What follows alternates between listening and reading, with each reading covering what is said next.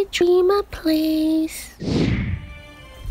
Hi guys, welcome back to the second episode of Hero Origins. So I really want to thank you guys for the positive feedback and also for providing even more information to supplement the video.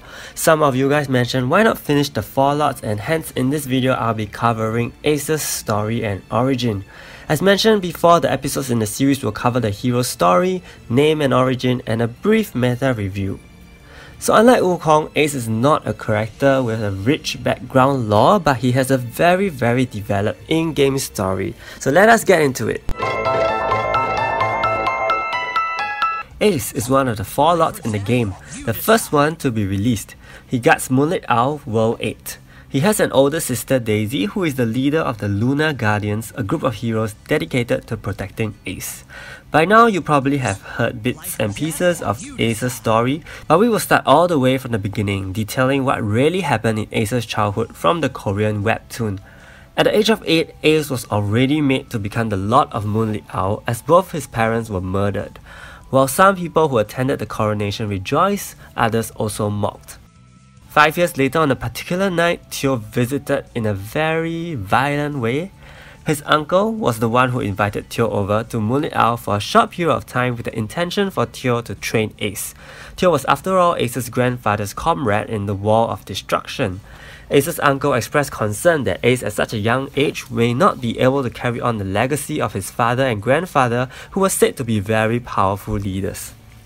Teo expresses, "Isn't he just a child?" But his uncle believed that even so, he has been placed in a position of leadership and he has to grow up sooner or later. So they observed Ace training on a beautiful morning in the courtyard, and Teo feels that Ace wasn't training hard enough and decided to attack him with a tree branch. Ace reacted a tad slow and was hit to the ground, and after this, Teo and Ace officially became master and disciple. Teo gave Ace Spartan-like training and Ace found it really tough to keep up. Not long later, Teo leaves Moonlight and Daisy decided to take up the role of protecting Ace. 2 years later, without Teo, bandits, assassins, infiltrated Ace's palace, and while all that was happening, Ace was actually peacefully asleep. He had a dream where he saw his father get murdered. Daisy woke Ace up and attempted to escape the invaded palace. His uncle assisted in the escape, but unfortunately was shot in the heart and then was slain by the assassins. Ace witnessed the whole scene and became extremely traumatized and broken, and also told Daisy to escape and leave him there alone. This was when Daisy slapped Ace to his senses, telling him that if he were to give up now, all the deaths and sacrifices people have made for him would be in vain. She tells him to give her his next order as a leader now and stop being wimpy, and also to think about the village and people at stake. At the tomb of their uncle, Ace and Daisy suspected that there was a mole or a betrayer amongst them. So to keep Ace safe, his subordinate Waki escorted Ace to a secret location to be protected, while leading the Lunar Guardians to fend off the enemy. However, the assassins eventually made it to the hideout, and the masked man, the one who murdered his father, attacks. But the Lunar Guardians stop him in time. It turned out that Waki was the one behind the mask all this while. Ace fought Waki, but Waki cheats by throwing drowsy powder into Ace's face. Daisy attempted to help Ace at this point but was subdued by Waki. And in this moment of crisis, Ace rises again and slices off the arm of Waki with the leader's sword. A sword that leaves incurable wounds on the enemy. The sword seems to have finally accepted Ace as his master. And that was the detailed story of what really happened. And over time, Ace grew to become a much more confident leader on the battlefield, and he has exceptional innate ability to lead. 3 years later, Evan and the crew and the 7 Knights arrived at Moonlight and this is the story we all came to know. All of them sadly sort of bypass Moonlight to hunt down Dylans, and Ace simply becomes a roadblock. And frankly speaking, there is not a significant main story for Ace in the entire game. Prior to Ace's awakening, the curse of destruction has spread all over the world due to the resurrection of demon Pascal. Daisy had also been inflicted with the curse, and Ace attempted to rescue her. However, he walked right into a trap, and Teo and awakened Evan arrived at the scene. He was shocked when Evan called Teo Master, and also asked Teo to impart the same power he gave to Evan to him as well. Teo told him to go to the Moonlit Ruins, where he will be enlightened. Ace headed there, hoping to find the power even his grandfather couldn't attain. But even after 15 days, Ace couldn't find anything until one very night, when the moonlight shone on his grandfather's tombstone. A poem appeared, and upon reading that, Ace awakened with his newfound power.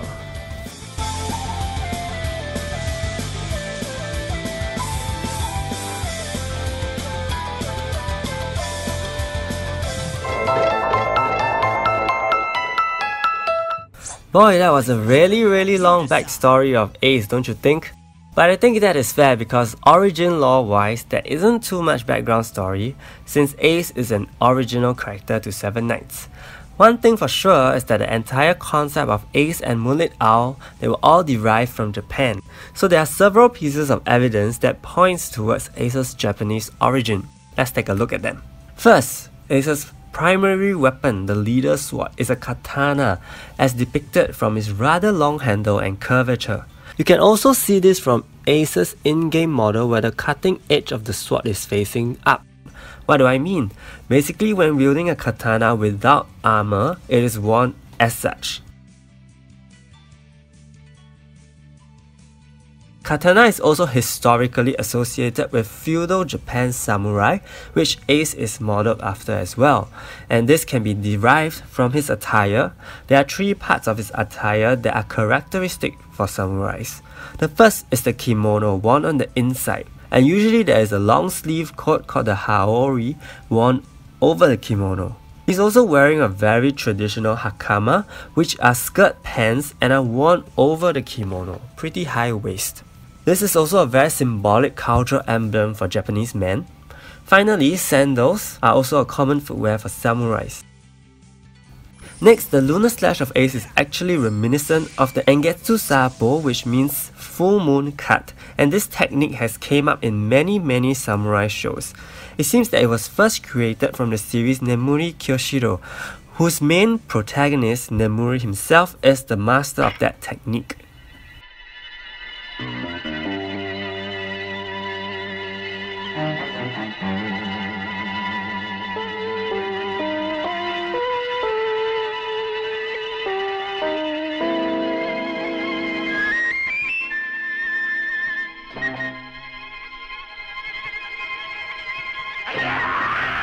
Blossom Slash as well features many cherry blossoms, also known as sakura petals, and Japan is also widely known from their sakura blossoms. One of Ace's costumes also has had its fair share of controversy, and I'm particularly referring to this Moonlight Warrior costume. So this costume actually sparked off a lot of negative debate because it was modeled after the armor of Date Masamune, who was a Japanese warrior who killed Koreans during the Japanese invasion of World War II. So you can really see how huge Ace's Japanese origin is exuded, and even a costume like this would actually cause a lot of negative reaction. Lastly, do you guys know that our dear Japanese hidden master Kagura is actually a rumored fiancé of Ace? Kagura is a hero who came to Aisha and has a high respect for Ace. Apparently from Kagura's Japanese story, Ace, Daisy and Rei tried to help Kagura with her curse of destruction after she had been inflicted. Okay, so that could explain why they actually both appear in Guild Dungeon 815 together.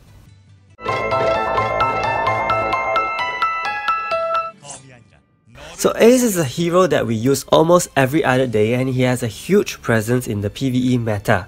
The main reason for this is his amazing passive, which increases damage dealt on opponents and also decreases their defense. Having a passive like that entering the field ensures that you will already have an increased damage output from the beginning of the match and saves time without having to cast an extra skill or extra debuff to the opponent. Unsurprisingly, he is also used in modes like Daily Dungeon, Guild Dungeon, and sometimes in World Boss, all which allows his passive to take effect. Do note that some modes don't allow his passive to take effect. So for his items, he is most commonly given speed attack, as well as HP armor, For his jewels, I'm not surprised he is given basic stat jewels, especially lifesteal because he has fallen off the arena meta.